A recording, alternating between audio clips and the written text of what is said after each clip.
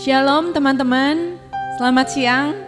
Senang sekali kalau hari ini kita berdua bisa bersama-sama menemani teman-teman semua untuk memuji Tuhan sebelum kita memulai acara persekutuan Komisi Wanita. Teman-teman, kalau kita ada sampai hari ini, itu semua karena kemurahan Tuhan. Dan kalau kita bisa mengikuti persekutuan Komisi Wanita walaupun harus secara online, itu semua pun karena kebaikan Tuhan. Mari kita bersama-sama mempersiapkan hati kita menyanyikan lagu ini bersama-sama oleh karena kemurahan Tuhan.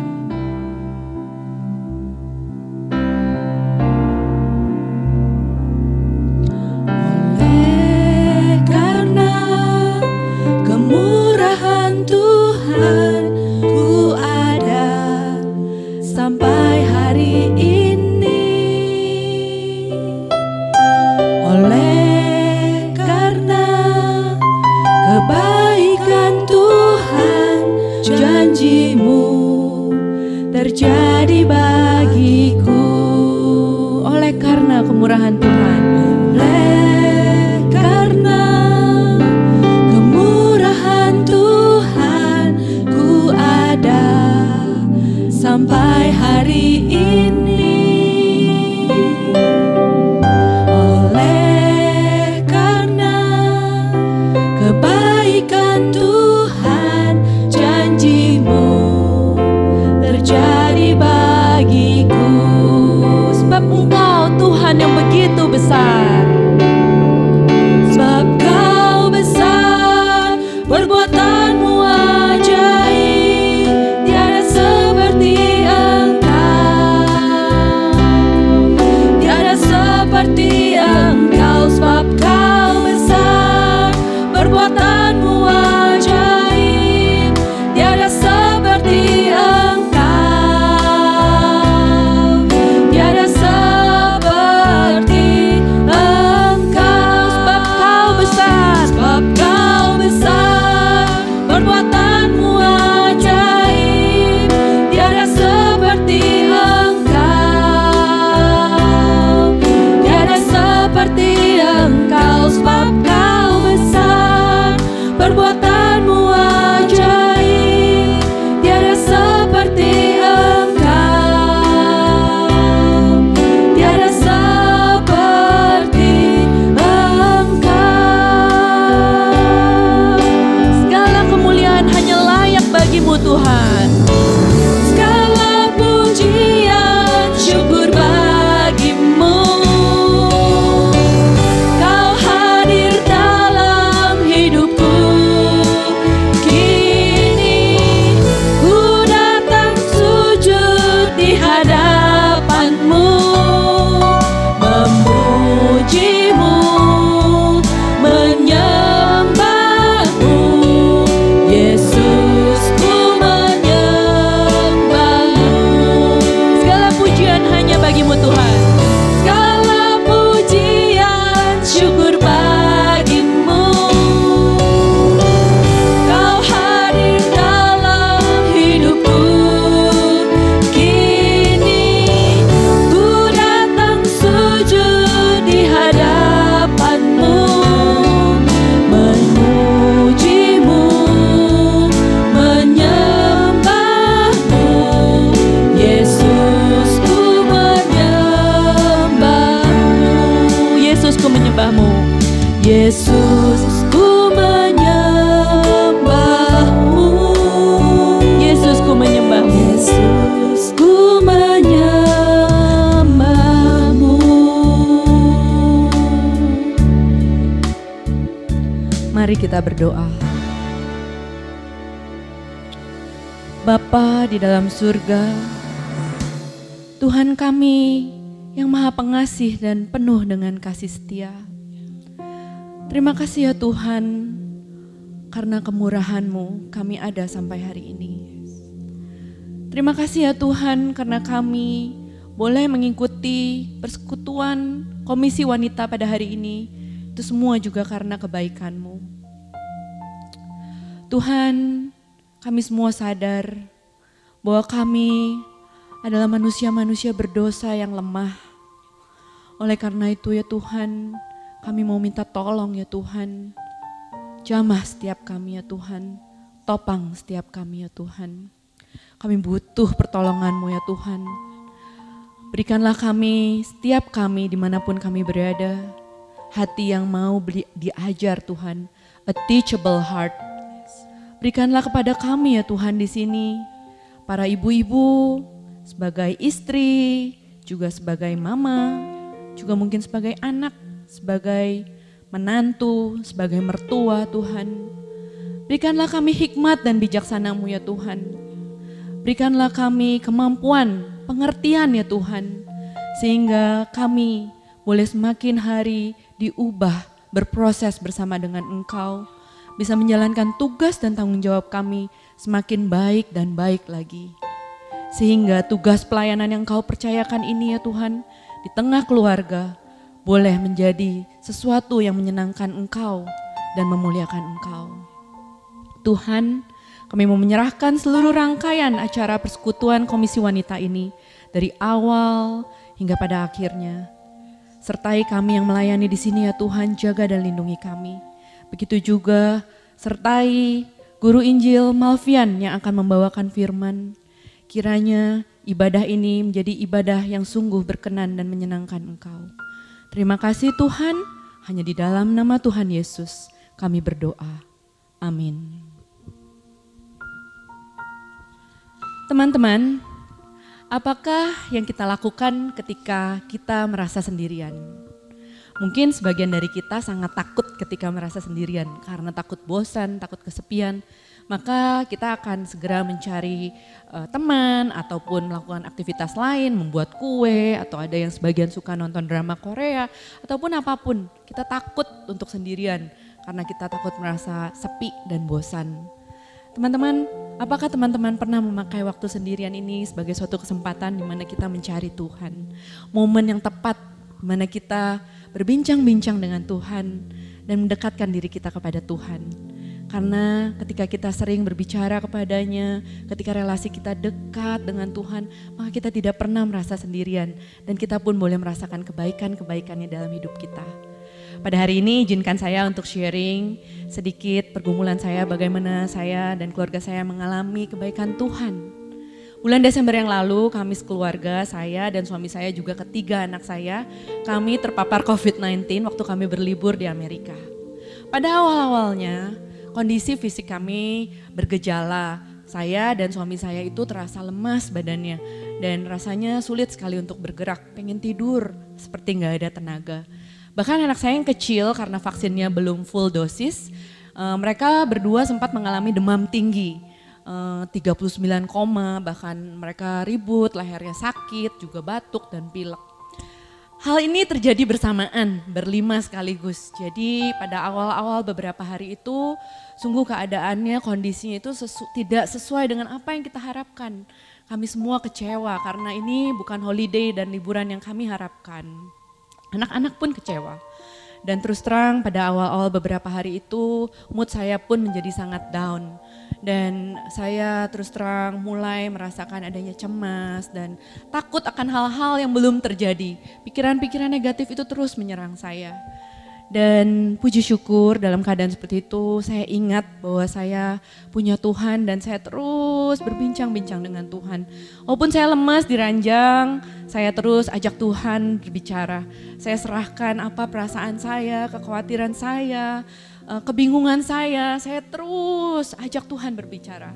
Sampai pada suatu hari puji Tuhan, Tuhan memberikan pengertian kepada saya di dalam perenungan saya. Tiba-tiba saya merasakan, saya itu sudah berdoa setiap saat, bahkan dari sebelum kita berangkat berlibur. Dan waktu kita sampai pun, saya selalu berdoa minta Tuhan untuk menjaga dan melindungi saya, menjauhkan kita sekeluarga dari virus, dari penyakit dan dari mara bahaya. Bahkan kita juga sudah menjaga prokes dengan sebaik mungkin.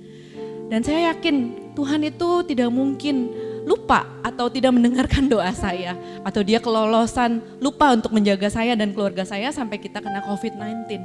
Jadi jikalau saya sudah berdoa, saya sudah begitu dekat dengan Tuhan, minta Tuhan untuk sertai saya dan juga sudah jaga prokes, tapi Tuhan izinkan kami sekeluarga kena COVID, saya yakin ini ada di dalam rencananya. Dan ketika saya tahu ini ada di dalam rencana Dia, saya menjadi lebih tenang. Karena Dia tidak mungkin tinggalkan saya dan anak-anak saya juga suami saya.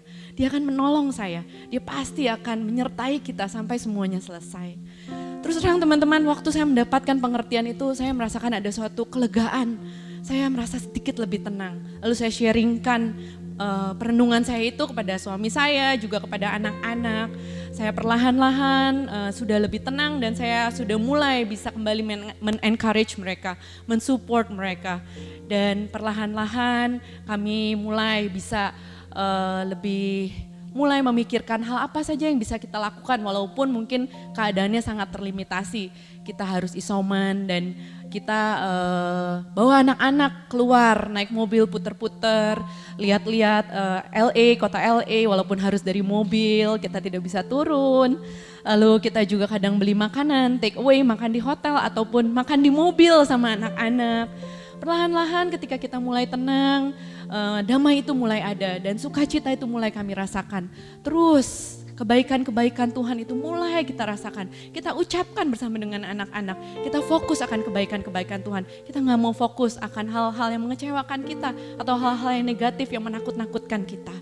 Lalu Tuhan itu begitu baik, kita rasakan setiap hari sampai Tuhan izinkan kami sekeluarga boleh negatif dan kami boleh pulang ke Indonesia.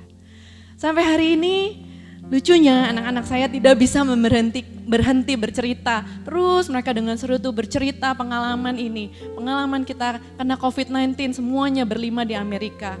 Mereka terus bercerita dan pada suatu saat anak saya sampai bilang, "Mami, this is the most memorable holiday ever." Ini bagi mereka adalah satu holiday yang tidak terlupakan. Kadang saya berpikir lucu banget ya. Ini adalah holiday yang tidak di luar rencana gitu, kita sampai kena COVID. Tetapi bagi anak-anak ini menjadi suatu holiday yang memorable. Dan saya yakin melalui kesempatan ini Tuhan izinkan pasti banyak pelajaran yang Tuhan ingin saya dan suami saya belajar bersama dengan anak-anak. Karena ini adalah kesempatan di mana kami berlima sama-sama sakit, di mana kami saling memperhatikan, saling merawat, saling mendoakan, saling mensupport satu sama lain. Sampai semuanya boleh berlalu. Teman-teman, saya mau mengajak teman-teman di sini untuk merenungkan betapa baiknya Tuhan dalam hidup kita. Walaupun mungkin keadaan kita tidak sesuai dengan apa yang kita harapkan. Tetapi jikalau kita membawa Tuhan dekat dan hadir di dalam keadaan dan kondisi kita setiap saat, setiap waktu, maka ketenangan itu ada. Dan ketika ketenangan itu ada, maka kita mulai bisa merasakan kebaikan-kebaikan Tuhan dalam hidup kita. Mari kita sama-sama nyanyikan lagu ini bersama. I love you, Lord, for your mercy never fails me. All my days I've been held in your hands. From the moment that I wake up until I lay my head, and I will sing of the goodness of God. Sekali kita katakan bersama-sama, I love you Lord. I love you, Lord, for your mercy never fails me. All my days I've been held in your hands. From the moment that I wake up until I lay my head, I will sing of the goodness of God. And all my life you have been faithful. And all my life you have been faithful. And all my life you have been so, so good. All my life you have been so, so good. In every breath that I am able, I will sing of the goodness of God.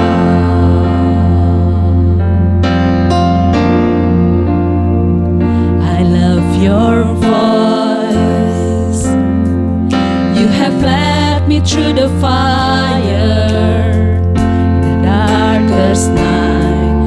You are close like no other. as a father. I've known you as a friend. I have lived in the goodness of God. Sekali kita katakan, and all my life you have been faithful. All my life you have been faithful. And all my life you have been so, so good. In every breath that I am able, I will sing of the goodness of God. All my life you have been faithful. And all my life you have been faithful. And all my life you have been so, so good. In every breath that I am able, Every breath that I am able, I will sing of the goodness of God. of the goodness of God. I will sing of the goodness of God. Sekali lagi kita katakan, I will sing of the goodness of God. I will sing of the goodness of God. I will sing of the goodness of God. I will sing of the goodness of God.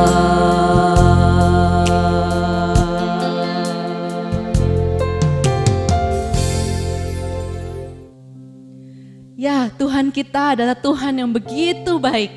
Ketika kita menghadirkan Tuhan dalam setiap kondisi dan keadaan kita, maka kita akan bisa merasakan kebaikan-kebaikan Tuhan dalam hidup kita.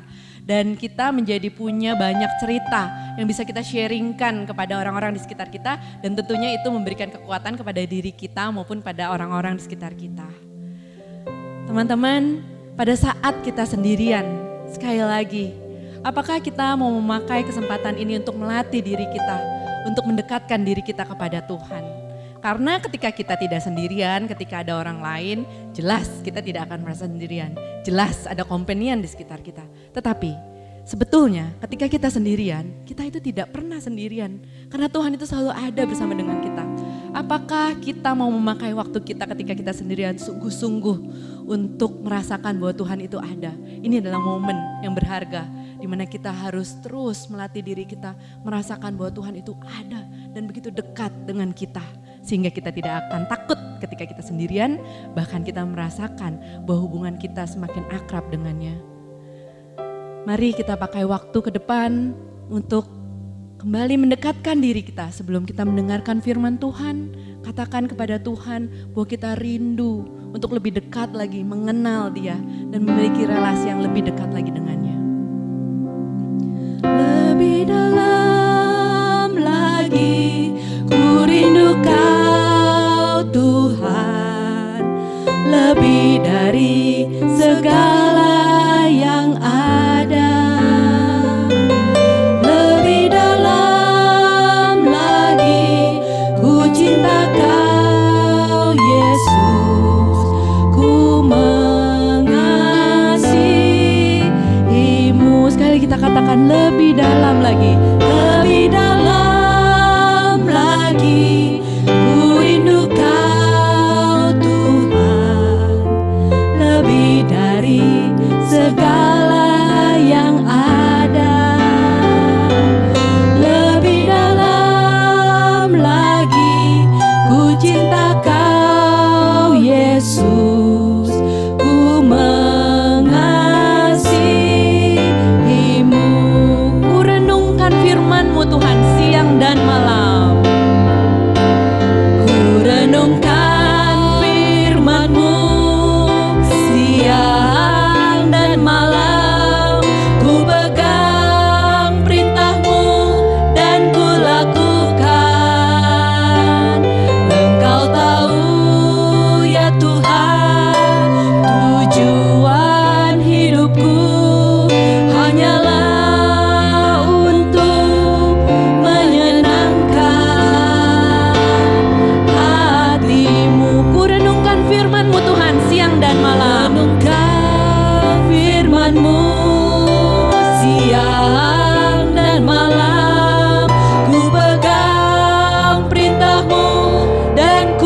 lakukan. Engkau tahu ya Tuhan, tujuan hidupku hanyalah untuk menyenangkan hatimu. Hanyalah untuk menyenangkan hatimu. Hanyalah untuk menyenangkan hatimu.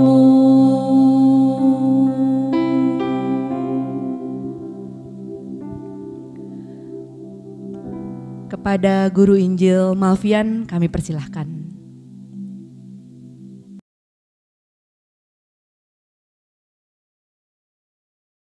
Shalom ibu-ibu yang ada di Komisi Wanita GKY Pluit. Senang sekali bisa melayani ibu-ibu pada saat ini sekalipun kita hanya bisa berjumpa secara online seperti ini. Tetapi biarlah kiranya apapun keadaan yang kita hadapi saat ini, kita tetap bersuka cita karena kita boleh tetap belajar firman Tuhan. Baik, kita akan sama-sama mempersiapkan hati kita untuk berdoa. Kita memohon pertolongan Tuhan untuk mengerti kebenaran firman Tuhan pada saat ini. Mari kita berdoa. Ya Tuhan Allah Bapa kami di surga, kami sekali lagi mengucap syukur dan berterima kasih untuk kesempatan yang indah yang Tuhan berikan bagi setiap kami. Untuk kami boleh datang kepada Tuhan, bukan hanya menaikkan pujian kami, tetapi terutama untuk kembali mendengarkan suara Tuhan untuk berbicara secara pribadi kepada kami. Karena itu kami memohon Tuhan, kuasai hati dan pikiran kami. Biarlah Roh Kudus yang akan mengubahkan kembali kami, sehingga kami boleh mengerti apa yang harus kami lakukan dalam kehidupan kami untuk kemuliaan nama Tuhan. Karena itu kami serahkan waktu ini, berkati setiap kami. Dalam nama Tuhan Yesus kami berdoa, memohon pertolongan-Mu. Amin. Baik ibu-ibu yang terkasih dalam Tuhan, mungkin ada di antara ibu-ibu yang pernah melihat gambar atau foto wanita yang ada di depan ini. Baik, ada yang pernah lihat? Mungkin ada atau mungkin ibu-ibu sama sekali belum pernah melihat siapa wanita yang ada tadi, saudara ya. Wanita ini bernama Go Hara. Saudara, dia adalah seorang penyanyi dengan suara yang merdu dari Korea. Namun dia ditemukan tewas ya atau dalam keadaan meninggal di rumahnya sendiri pada tanggal 24 November tahun 2019. Jadi sekitar 2 tahun yang lalu. Dia meninggal bukan karena dia sakit atau karena dibunuh oleh orang, namun ternyata dia meninggal karena dia bunuh diri. Saudara, ini sangat disayangkan sekali karena wanita muda ini atau Go Hara ini masih berusia 28 tahun. Usia yang masih muda bukan? Dan punya bakat penyanyi yang luar biasa. Namun meninggal dengan cara yang sia-sia. Saudara, kenapa dia bunuh diri? Ternyata saudara ketika diselidiki apa yang menyebabkan Go Hara ini melakukan tindakan bunuh diri ini, rupa-rupanya saudara di dalam kehidupannya dia mengalami kesepian yang begitu luar biasa. Dan karena kesepiannya inilah sehingga membuat Go Hara ini mengalami depresi dan memutuskan untuk bunuh diri. Saudara-saudara, merasa sendiri atau kesepian itu ternyata dapat membuat seseorang mengalami kekosongan di dalam diri atau di dalam hatinya, di dalam batinnya. Dan kekosongan ini tidak bisa dipenuhi dengan hal-hal yang ada di dalam dunia. Sebagai buktinya tadi yaitu Go Hara bukan? Kita tahu bahwa dia seorang yang tenar, banyak penggemarnya gitu ya. Di sekelilingnya mengagumi dia punya banyak harta. Namun dari kisah kehidupannya ini kita bisa mengambil kesimpulan bahwa ternyata ketenaran, kekayaan, harta yang berlimpah atau banyak orang yang mengagumi dirinya itu tidak dapat memenuhi segala kekosongan batin atau kekosongan jiwa yang dimiliki oleh Go Hara. Dia tetap merasa sepi, dia merasa sendiri. Sehingga akhirnya dia mengalami satu tekanan yang begitu luar biasa yang menyebabkan dia mengalami depresi dan memutuskan untuk bunuh diri. Dan saya yakin saudara ada begitu banyak sekali orang yang mengalami hal yang sama dengan Go Hara walaupun mungkin ya ada yang tidak bunuh diri gitu ya. Mungkin sama dalam artian adalah bahwa orang-orang itu juga berkelimpahan harta, mereka memiliki banyak orang-orang di sekitar mereka gitu ya. Mereka dikagumi oleh orang, atau mungkin ada yang punya pergumulan, penderitaan, tantangan, namun juga merasa sendiri sehingga menjadi putus asa. Dan yang paling parah ya bisa melakukan hal yang sama seperti apa yang dilakukan oleh Gohara, yaitu bunuh diri. Dan tak jarang ternyata perasaan-perasaan seperti ini juga dialami oleh banyak orang-orang yang mengaku percaya kepada Tuhan ya. Padahal seharusnya kita tahu bahwa orang yang percaya sadar betul bahwa kekosongan batinnya, kekosongan jiwanya itu dapat dipenuhi oleh Tuhan. Namun itulah yang terjadi, ibu-ibu yang terkasih dalam Tuhan, bahwa ternyata hal ini terjadi juga kepada orang Kristen, orang yang mengaku percaya Tuhan. Dan otomatis itu disebabkan karena orang yang mengaku percaya tidak benar-benar atau sungguh-sungguh mengenal siapa Tuhan yang dia percaya. Itu sebabnya kita perlu belajar dari kehidupan Daud yang juga pernah mengalami apa yang disebut dengan kesendirian, mengalami apa yang disebut dengan kesepian, namun tidak mengalami kekosongan di dalam jiwanya. Karena itu mari kita akan membaca Mazmur 23 yang mau menggambarkan kepada kita bagaimana seorang Daud memiliki pengenalan yang sungguh kepada Allah sehingga dia tidak mengalami kekosongan jiwa. Kita akan membaca bersama-sama Mazmur 23 ayat yang pertama hingga yang ke-6. Demikian firman Tuhan. Tuhan adalah gembalaku, takkan kekurangan aku. Ia membaringkan aku di padang yang berumput hijau.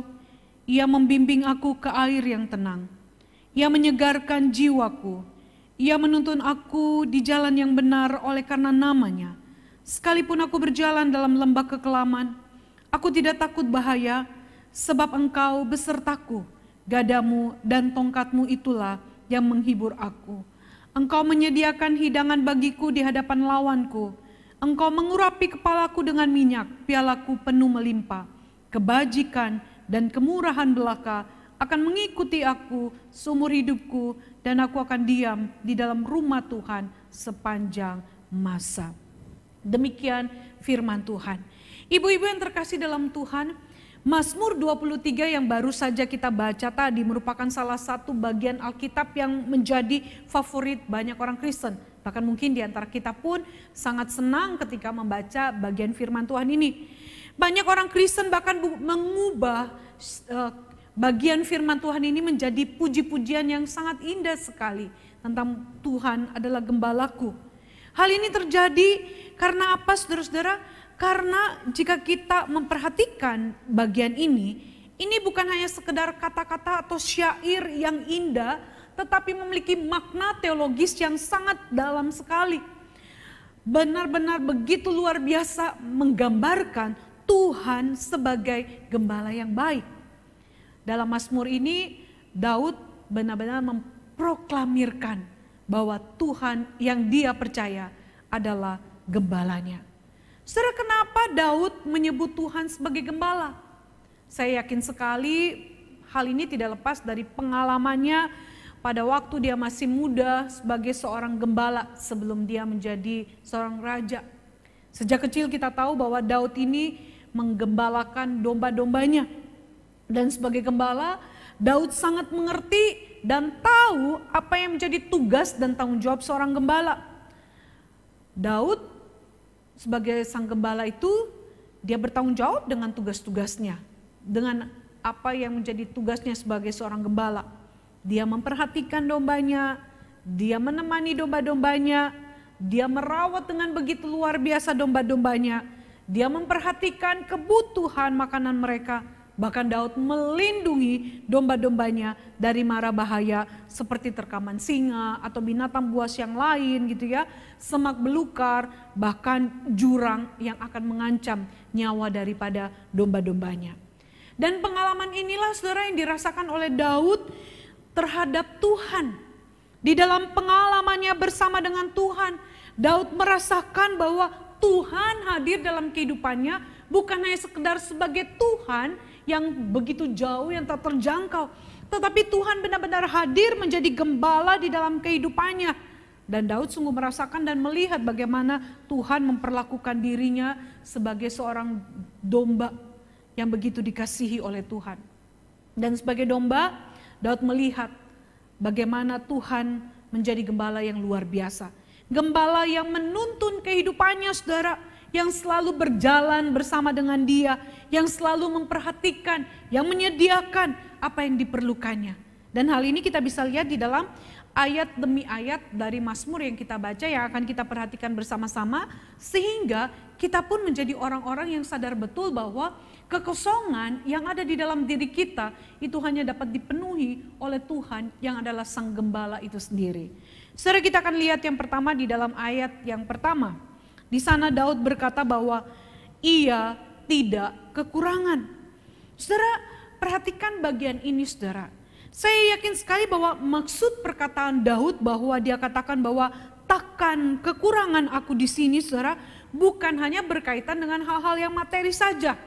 Sebab, saudara, jika kita mencoba mengartikan kata kekurangan di sini berkaitan dengan hal-hal materi, artinya bahwa Tuhan itu tidak akan mengizinkan orang percaya atau orang Kristen yang menjadi hidupnya itu dalam kemiskinan atau di dalam kekurangan, bukan ya. Kenyataannya bukan begitu, bukan saudara ya. Karena kita lihat ada banyak orang yang mengasihi Tuhan, yang taat kepada Tuhan, yang setia kepada Tuhan, tetapi Tuhan izinkan mereka untuk mengalami hidup di dalam kekurangan. Itu artinya, saudara, bahwa kebutuhan yang paling mendasar dari manusia bukanlah kebutuhan jasmani. Yang selama ini kita pikir bahwa kalau kebutuhan jasmani tidak terpenuhi, maka hidup kita akan betul-betul mengalami penderitaan. Kita lupa bahwa sebenarnya kebutuhan mendasar manusia itu bukan hanya berkaitan dengan kebutuhan jasmani atau lahiriah saja, tetapi yang paling utama adalah kebutuhan batiniah, kebutuhan rohani, jiwa yang terpenuhi. Dan Daud sungguh merasakan bahwa kebutuhannya yang paling mendasar yaitu kebutuhan rohaninya, jiwanya itu dipenuhi oleh Sang Gembala itu, saudara. Sehingga dia bisa merasakan ketenangan yang luar biasa. Hal ini kita dapat lihat dengan jelas dalam syair ya, atau pujian atau puisi yang ditulis oleh Daud di sepanjang kitab Mazmur, saudara ya. Bukan hanya pada Mazmur 23 ini. Salah satunya contoh yang paling mungkin saudara hafal sekali ya, atau saudara ingat di dalam Mazmur 62. Di mana di sana, saudara, kita dapat melihat bagaimana Daud mengungkapkan bahwa hanya bersama Allah, hanya dekat Allah saja hidup ini merasakan ketenangan. Ya, sehingga Daud bersyukur bahwa Tuhan yang adalah gembalanya itu tidak membiarkan dirinya berkekurangan, saudara. Apa yang Daud butuhkan dipenuhi oleh Sang Gembala. Dan saudara, Tuhan sebagai gembala dirasakan Daud bukan hanya memenuhi kebutuhannya, tetapi juga senantiasa menuntun kehidupannya. Itu sebabnya, saudara, Daud sekalipun dia mengalami masalah demi masalah dalam kehidupannya. Ya, apalagi kita lihat bagaimana dia benar-benar ketika diurapi untuk menjadi seorang raja, pada saat itu dia mengalami pergumulan yang berat karena Raja Saul yang iri hati kepadanya. Sehingga Daud, saudara, benar-benar mengalami banyak sekali tantangan. Tetapi apakah ketika dia mengalami tantangan itu Daud kemudian merasa bahwa dia seorang diri? Tidak ada yang beserta dengan dia? Apakah Daud merasa mengalami kekosongan di dalam jiwanya? Tidak, saudara. Karena dia sadar betul bahwa Tuhanlah yang memenuhi segala kekosongan di dalam dirinya. Sehingga Daud tidak merasakan kesendirian itu. Daud tidak mengalami kesepian itu, saudara. Tetapi Daud tetap merasakan bahwa ada Tuhan yang adalah gembala itu ada dalam kehidupannya. Sehingga, saudara, tenanglah jiwanya. Daud tidak menjadi depresi, saudara. Tetapi Daud menjadi tenang karena Tuhan memenuhi kebutuhan dia secara rohani, jiwanya terpenuhi oleh Tuhan. Dan kebutuhan itu, saudara, betul-betul semakin nyata karena Daud melihat bagaimana senantiasa Tuhan menuntun kehidupannya. Hal ini jelas, saudara, di dalam ayat yang kedua dan ketiga, di mana Daud berkata di dalam bagian ini, Ia membaringkan aku di padang yang berumput hijau. Ia membimbing aku ke air tenang. Ia menuntun aku di jalan yang benar. Saudara, dari 3 kalimat ini kita dapat melihat dengan jelas bahwa sebagai gembala, Tuhan itu mengarahkan, menuntun kehidupan Daud dengan luar biasa. Dan tuntunan Tuhan tidak pernah salah. Hal ini saudara kita dapat lihat dengan jelas di dalam kehidupan Daud sejak masih muda, bukan? Ayahnya memandang dia sebelah mata gitu ya. Dianggap sebagai anak kecil yang tidak punya kemampuan apa-apa gitu ya. Namun kita melihat bagaimana Tuhan menuntun dan mengarahkan kehidupannya justru untuk menjadi pengganti Raja Saul. Tidak pernah bukan terpikirkan oleh ayahnya. Tetapi itulah yang terjadi ketika Tuhan bekerja di dalam kehidupan Daud yang mungkin dipandang sebelah mata. Tetapi kemudian Tuhan membuat dia menjadi seorang pemimpin yang luar biasa. Bahkan bagaimana tuntunan Tuhan ketika Daud berperang melawan musuh-musuhnya, saudara. Daud melihat tuntunan Tuhan itu dengan memberikan kemenangan demi kemenangan di dalam peperangannya. Dan itulah yang membuat dia mengalami ketenangan di dalam hidupnya. Bahkan Daud bisa melihat bagaimana Allah menuntunnya berjalan di dalam kebenaran-kebenarannya. Dan semuanya itu saudara benar-benar memberikan satu kelegaan, ketenangan, kepuasan batin yang sungguh luar biasa di dalam kehidupan Daud. Sehingga Daud berkata bahwa Tuhan yang membimbing aku ke air yang tenang, Dialah yang menyegarkan jiwaku, dan Tuhanlah yang menuntun aku ke jalan yang benar oleh karena namanya. Luar biasa saudara, kesegaran yang sungguh Tuhan berikan di dalam diri Daud, di dalam jiwanya. Sehingga sekalipun kehidupan itu begitu beratnya, tekanan yang dihadapi begitu luar biasa, tetapi Daud dapat merasakan bimbingan Tuhan, kekuatan dari Tuhan yang begitu luar biasa. Sehingga dia dapat berkata bahwa Tuhanlah yang membimbingnya, Tuhanlah yang menyegarkan jiwanya, Tuhanlah yang menuntun dia ke jalan yang benar. Saudara, kita lihat kelanjutannya saudara. Di dalam ayat yang keempat, ini adalah satu bagian yang sangat luar biasa yang dapat kita lihat bagaimana Daud merasakan perlindungan dari sang gembala itu.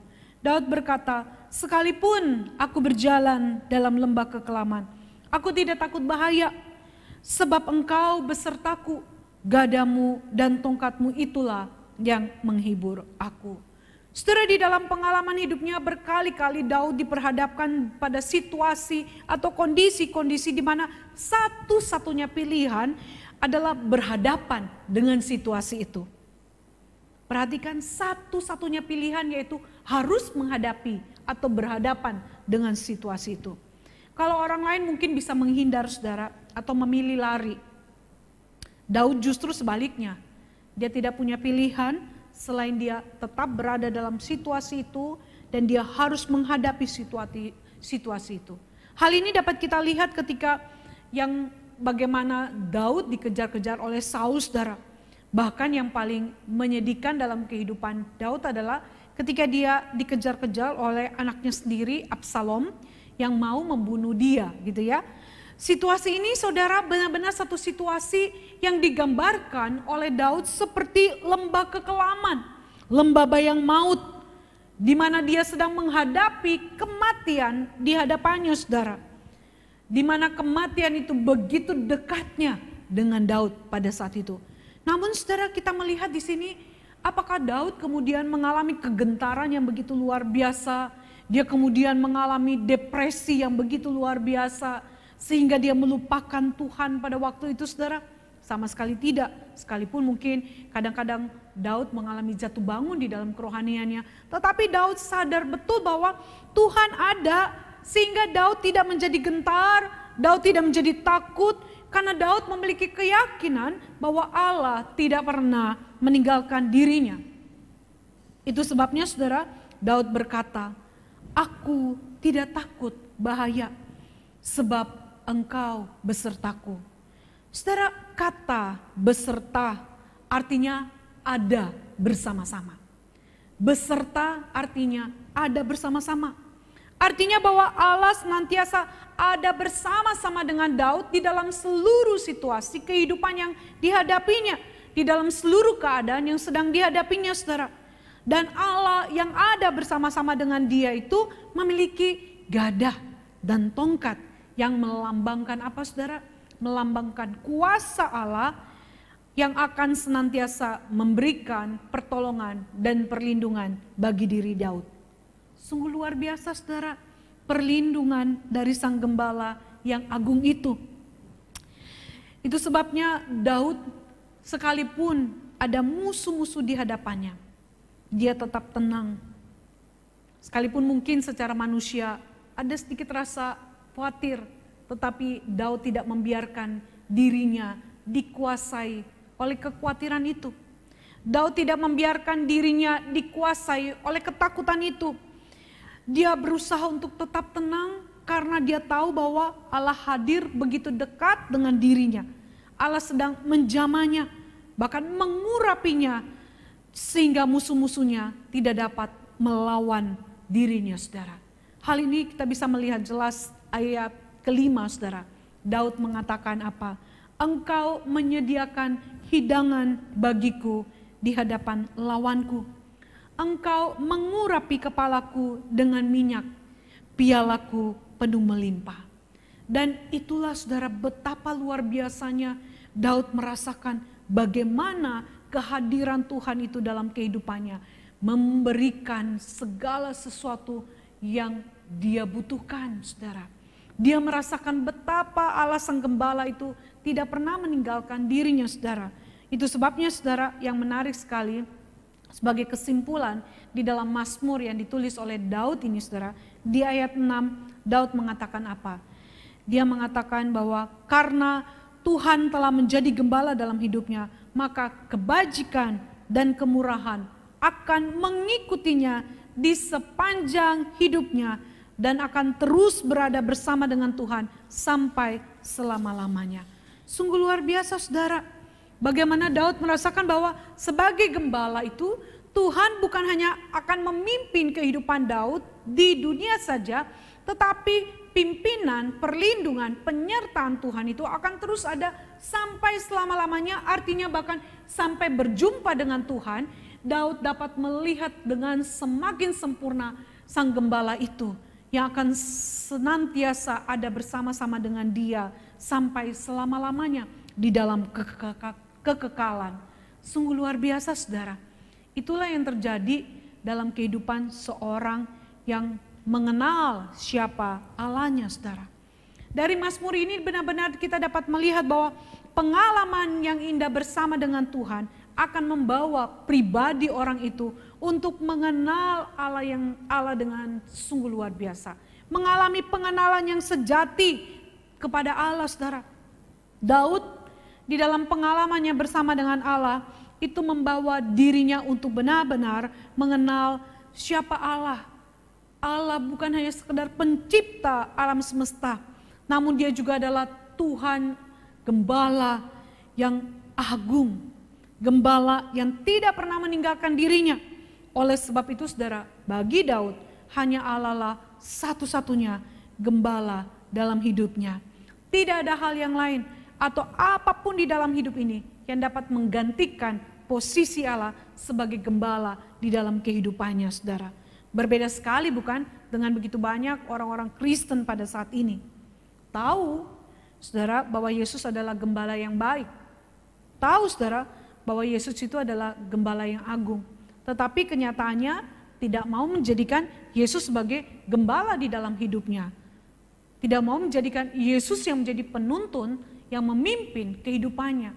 Itu sebabnya, saudara, banyak yang mengalami perasaan kesepian sendiri di tengah-tengah kelimpahan harta, di tengah-tengah banyaknya orang di sekitarnya, atau bahkan mungkin di tengah-tengah pergumulan persoalan hidup ini, merasa sendiri, merasa tidak berdaya, merasa kesepian, merasa bahwa tidak ada lagi orang yang dapat menolong. Lupa, saudara, bahwa ada Tuhan. Lupa bahwa ada Sang Gembala yang tidak akan mungkin meninggalkan dirinya. Namun itulah yang terjadi saudara. Banyak orang Kristen hanya sekedar mengaku sebagai orang percaya, tetapi tidak menjadikan Yesus sebagai gembala yang menggembalakan kehidupannya secara pribadi, sehingga terus mengalami kekosongan dalam hidupnya. Saudara-saudara, ada sebuah majalah, ya, majalah Disciples, edisi Januari-Februari tahun 1996, sudah lama sekali ya majalah ini. Saya pernah membaca sebuah artikel yang membuat tulisan yang ada di dalam majalah tersebut. Menarik sekali saudara, ada yang membuat parodi, ya, parodi tentang televisi berdasarkan apa? Berdasarkan Mazmur 23. Saya akan coba membacakan parodi ini buat saudara, ya. TV adalah gembalaku, takkan kekurangan aku. Ia membaringkan aku di kursi sofa. Ia membimbing aku jauh dari firman Tuhan. Ia menghancurkan jiwaku. Ia menuntun aku di jalan kekerasan dan seksualitas oleh karena nama sponsor. Sekalipun aku berjalan dalam bayang tanggung jawab Kristen, aku tidak takut interupsi. Sebab TV besertaku, acara-acaramu dan remote kontrolmu, itulah yang menghibur aku. Engkau menyediakan iklan bagiku di hadapan segala unsur keduniawian. Engkau mengurapi kepalaku dengan hedonisme. Emosiku penuh melimpah. Kemalasan dan ketidakpedulian belaka akan mengikuti aku seumur hidupku. Dan aku akan diam di dalam rumah menonton televisi sepanjang masa. Saudara, waktu mendengar hal ini kita mungkin tertawa, kita merasa lucu ya, kita merasa geli. Tetapi bukankah ini adalah sebuah realita kehidupan banyak orang Kristen yang mengaku percaya itu saudara, yang mengaku bahwa Yesus adalah gembala yang baik dan gembala yang agung. Namun kenyataannya televisi atau hal-hal yang ada di dalam dunia ini menjadi gembala dalam hidupnya. Dirinya sendiri menjadi gembala. Apa yang dunia ini tawarkan, apa yang dunia ini katakanlah yang menjadi gembala dalam hidupnya. Kemampuan, kepandaian yang menjadi gembala dalam hidupnya. Sehingga segala sesuatu saudara harus sesuai dengan dirinya. Patokan dalam hidupnya adalah dirinya sendiri. Sehingga ketika segala sesuatu tidak berjalan sesuai dengan keinginan dirinya, menjadi tidak puas dan marah. Menjadi merasa sepi sendirian. Menjadi merasa tidak ada jalan keluar. Menjadi depresi, menjadi merasa bahwa tidak ada gunanya hidup, menjadi merasa putus asa di dalam menghadapi setiap pergumulan persoalan dalam hidup ini. Ada juga saudara yang menjadikan akhirnya dirinya benar-benar semakin menderita. Karena apa? Karena tadi membiarkan pergumulan menguasainya, membiarkan masalah-masalah menguasainya. Membiarkan segala hal yang ada dalam hidup ini menguasainya. Sehingga akhirnya saudara merasa sia-sia untuk hidup dan memutuskan untuk bunuh diri. Atau mengalami kehilangan arah di dalam menjalani kehidupannya. Saudara, kita harus sadar betul bahwa sebagai orang-orang yang percaya kita jangan menjadi pribadi-pribadi yang seperti ini. Kalau kita menjadi orang yang percaya, seharusnya kita benar-benar tahu siapa yang kita percaya. Seharusnya kita mengenal siapa yang kita percaya. Yaitu dia bukan hanya Tuhan yang sekali lagi menciptakan alam semesta ini, tetapi dia Tuhan yang telah ada, hadir dalam kehidupan kita, menyelamatkan kita, dan bukan hanya sekedar menyelamatkan kita, tetapi juga yang akan terus ada bersama-sama dengan kita sampai nanti kita kembali ke rumahnya saudara. Itu sebabnya saudara, betapa pentingnya kita sebagai orang yang percaya kepada Tuhan, bukan hanya sekedar percaya, tetapi harus mengalami dia, mengenal dia secara pribadi, sehingga kita tahu bahwa dialah gembala kita yang dapat memenuhi segala apa yang menjadi kebutuhan rohani jiwa kita, sehingga kita tidak perlu merasakan kekosongan, kesepian, kesendirian di dalam hidup ini. Itu yang Tuhan mau saudara. Itu yang Tuhan kehendaki dalam kehidupan kita sebagai orang percaya. Seperti apa yang dialami Daud. Oleh sebab itu betapa pentingnya saudara agar kita benar-benar mengenal dia dengan sungguh maka kita tidak boleh lepas dari firman Tuhan itu sendiri. Firman inilah yang akan benar-benar menolong kita untuk menghadapi setiap hal yang terjadi dalam kehidupan kita.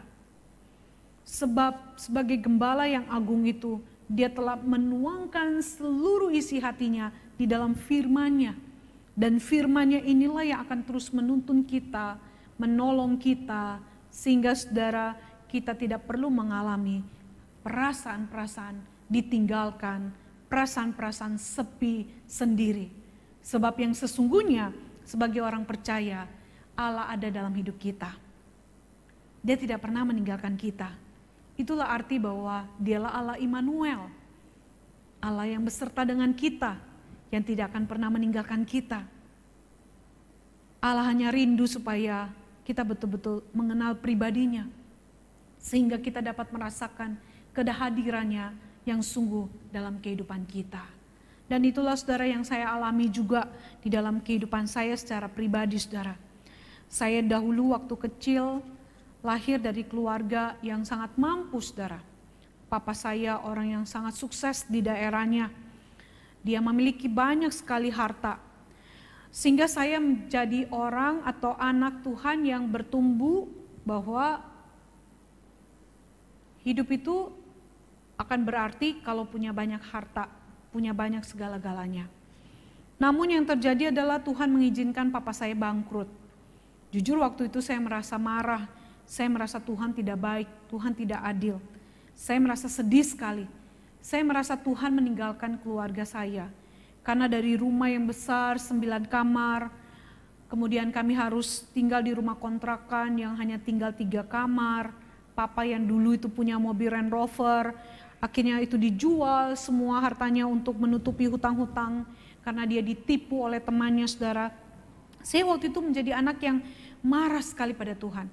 Saya tidak mau baca Alkitab, saya merasa sedih karena merasa bahwa hidup saya sepi sendiri gitu ya. Saya betul-betul mengalami kekosongan jiwa saya, kekosongan batin saya. Sehingga akhirnya saudara, Tuhan itu menyadarkan saya. Ketika bertumbuh menjadi anak yang sudah remaja, dewasa, Tuhan menyapa saya ketika Tuhan mengizinkan saya mengalami sakit penyakit. Ada benjolan di leher saya begitu besar sekali dan kemudian di situ dokter memvonis bahwa umur saya tidak akan panjang. Saudara, pada waktu itu saya betul-betul menangis dan datang kepada Tuhan. Saya bilang, Tuhan ampuni saya. Kalau memang Tuhan ada dan Tuhan masih mau beri kesempatan untuk saya hidup, saya akan menyerahkan hidup saya untuk menjadi seorang hamba Tuhan. Dan saudara, Tuhan menjawab saya pada waktu itu. Saya sembuh.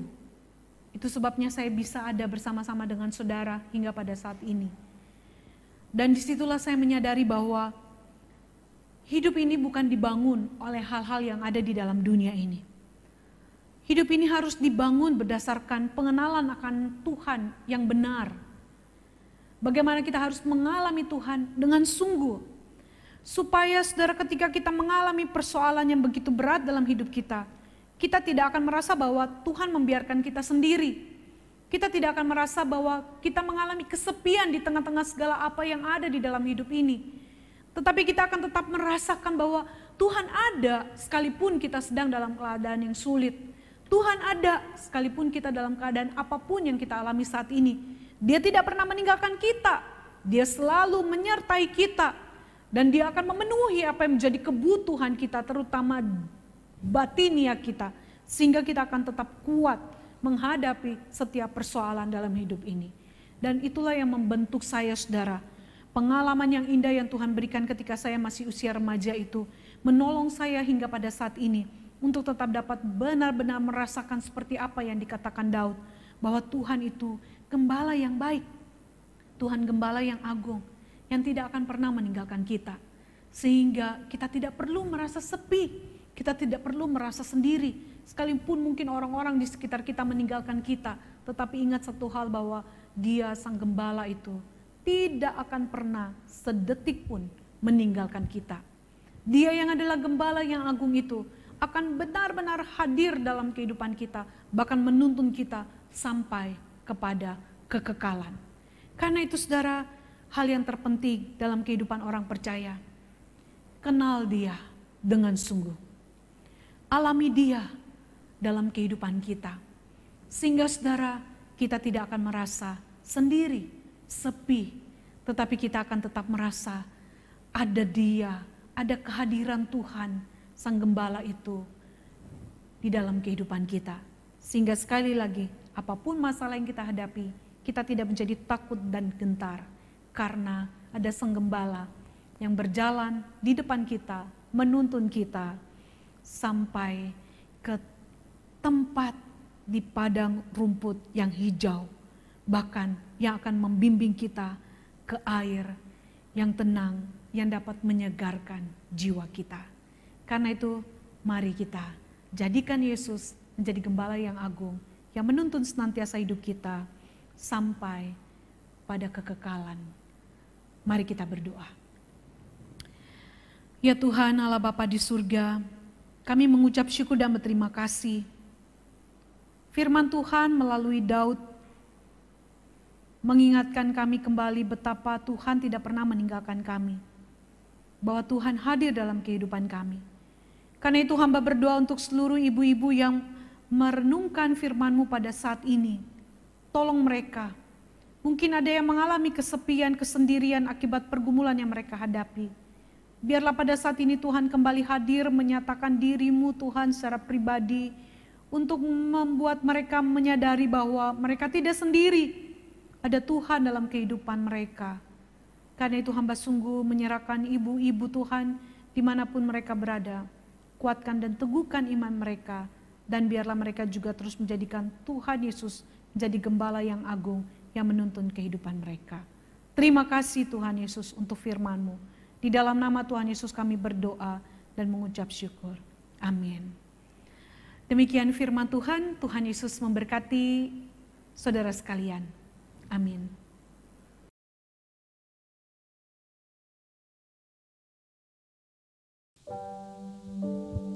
Puji Tuhan, kita memiliki Tuhan sebagai Gembala kita yang baik. Dia adalah Tuhan yang tidak pernah meninggalkan kita. Dia adalah Tuhan yang selalu menuntun kita, membimbing kita sepanjang jalan kehidupan kita. Mari kita bersama-sama menyanyikan lagu ini, Tuhan adalah Gembalaku, sambil memberikan persembahan yang baik kepada Tuhan kita.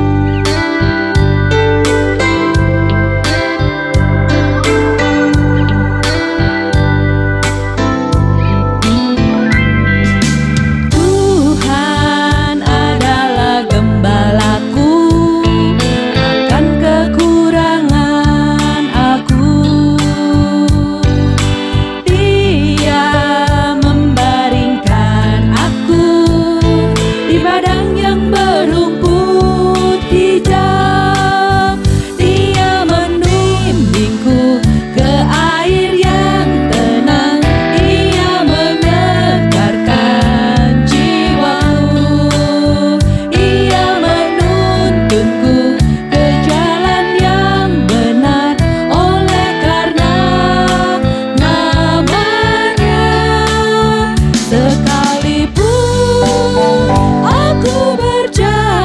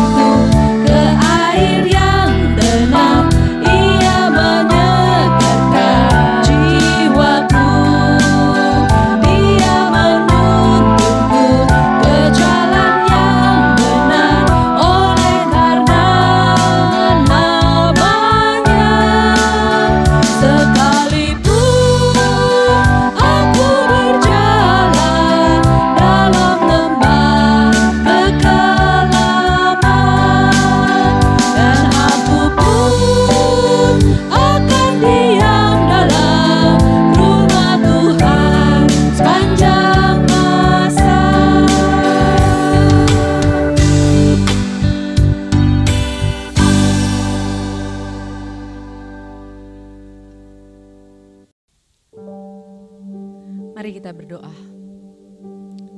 Ya Tuhan, Gembala kami yang baik, terima kasih ya Tuhan atas bimbingan-Mu, tuntunan-Mu, dan penyertaan-Mu akan sepanjang hidup kami. Tuhan, terima kasih ya Tuhan kalau sampai hari ini kami boleh berbagian dalam memberikan persembahan. Tuhan, itu semua karena kemurahan dan berkat-Mu yang sungguh kami rasakan dan mau bersyukur akan itu ya Tuhan. Tuhan, kiranya Engkau memberkati persembahan ini ya Tuhan, agar kiranya tangan-tangan yang mengelola persembahan ini boleh Engkau sertai untuk bisa mengelolanya dengan baik, sehingga semakin banyak jemaat boleh terberkati. Tuhan, kami juga mau belajar ya Tuhan untuk memberikan persembahan yang lebih penting lagi, yaitu persembahan yang kudus dalam hidup kami, agar hidup kami menjadi hidup yang sungguh Tuhan menyenangkan bagi Engkau. Terima kasih ya Tuhan, kiranya Engkau menyertai kami, menuntun kami, dan membimbing kami ya Tuhan. Hanya di dalam nama Yesus kami berdoa. Amin.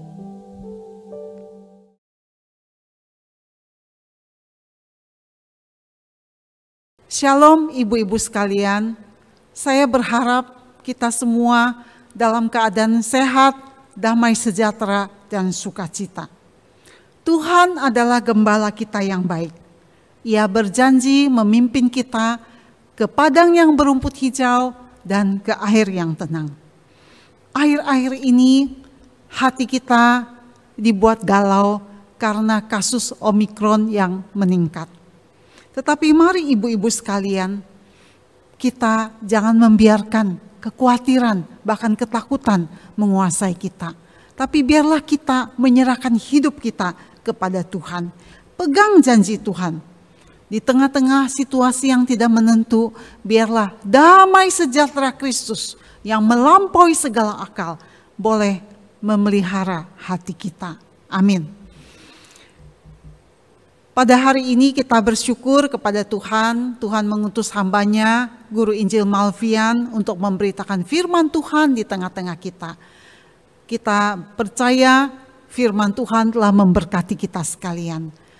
Kita bersyukur dan berterima kasih atas pelayanan Guru Injil Malvian. Dan berterima kasih kepada Saudari Paula dan tim yang sudah melayani Tuhan pada pagi hari ini. Ibu-ibu sekalian, acara Komisi Wanita pada bulan yang akan datang, yaitu tanggal 11 Maret, kita akan mengadakan kelompok kecil dengan tema Ketika Merasa Sendirian dari Mazmur 23. Tanggal 18 Maret, kita akan mendengarkan ceramah keluarga, Mom, You Are My Best Friend. Bagaimana kita sebagai orang tua menjadikan anak-anak kita itu teman kita, teman yang terbaik kita, atau ibu dijadikan teman yang terbaik bagi anak-anak kita. Mari kita bersama-sama mengikuti persekutuan lewat live Zoom. Pembicara adalah Pendeta Julianto Simanjuntak. Saya rasa Pendeta Julianto Simanjuntak banyak yang kenal ya, seorang yang dipakai Tuhan menjadi penceramah keluarga yang sangat memberkati banyak orang. Ibu-ibu sekalian, mari kita mempersiapkan hati kita untuk masuk di dalam beberapa pokok doa dan doa penutup. Bapa yang ada di dalam surga, kami ingin berdoa Tuhan untuk negara dan bangsa kami Indonesia. Khususnya akhir-akhir ini menghadapi tantangan dari virus corona Omikron. Tuhan, kami mohon kepadamu memberikan hikmat bijaksana kepada para pemerintah dan jajarannya untuk menangani kasus ini, dan juga khususnya program vaksinasi boleh berjalan lancar untuk terus-menerus mengurangi tingkat penyebaran virus corona ini. Tuhan, kami berdoa juga menyerahkan keluarga ibu-ibu masing-masing.